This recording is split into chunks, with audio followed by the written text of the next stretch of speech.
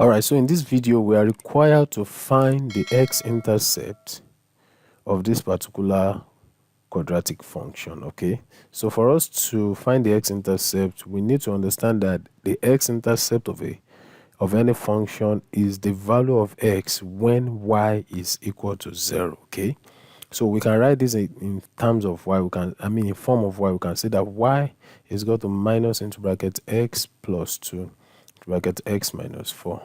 So when y is equal to 0, so it implies that we have minus into bracket x plus 2 bracket x minus 4 is equal to what? 0. So what am I trying to say is, basically what this implies is that we are looking for the solution of this particular quadratic function. That is basically the x-intercept anyway.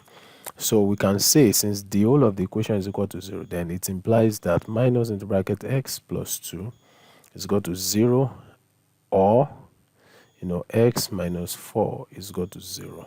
So we use this minus. Definitely this is minus 1. We use it to open the bracket. Minus 1 times x, that's minus x.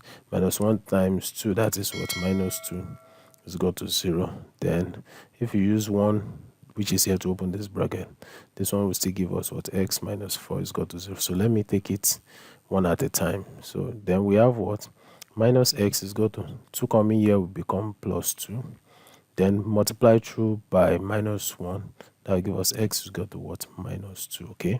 For this one, x is equal to what? 4 coming here be what? 4. So therefore, the x-intercept of that particular function is what? Minus 2 and what? And 4. I want to believe this video has helped someone. Please don't forget to subscribe, like, and share. Thank you for watching my video. See you in the next video. Bye bye.